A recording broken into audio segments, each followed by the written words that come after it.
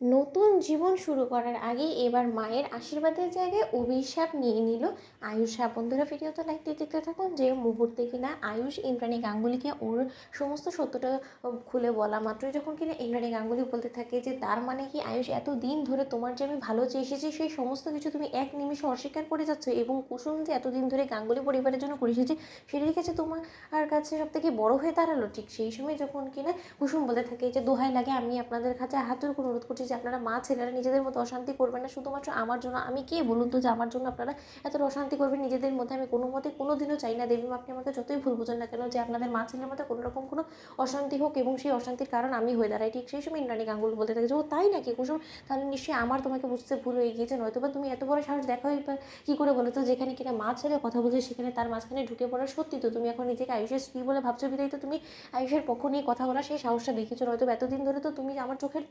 দিকে তাকিয়ে অবধি কথা বলতে না, সেই জায়গায় আজকে তোমার এতটা পতন হয়ে গিয়েছে যে তুমি রীতিমতো আমার মুখে মুখে কথা বলছো। তাহলে তো সত্যিই বুঝতে হয় যে না, আমি আসলে মানুষ চিনতে সত্যিই সবসময় ভুল করে গিয়েছি। ঠিক সেই সময় শঙ্কর যখন কিনা বলতে থাকে যে দেখো আয়ুষ বাবা, আমি তোমার কাছে হাত জোর করে অনুরোধ করছি,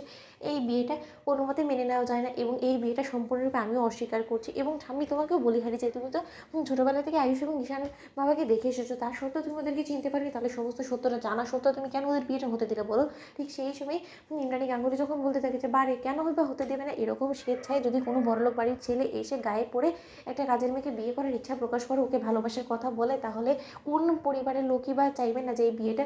না হোক? কি বলছো তুমি শঙ্কর বলো তো? এবার তো আমার মনে হচ্ছে যে ছোটো যেটা বলছে সেটা সম্পূর্ণরূপে সত্য, যে তুমিও হয়তো এই সমস্ত কিছু সম্পর্কে আগে থেকে অবগত ছিলে, কিন্তু তুমি সম্পূর্ণ নাটকটা সাজিয়েছো যাতে করে কিনা তুমি আমার চোখে ধুলো দিতে পারো, তাই তো শঙ্কর? সত্যি তোমাদেরকে বলি হারি যে এত অভিনয় করার তো কোনো প্রয়োজন ছিল না, যেখানে কিনা আমার ছেলেটাকে তোমরা সম্পূর্ণরূপে নিজের করে ফেলেছো, নিজের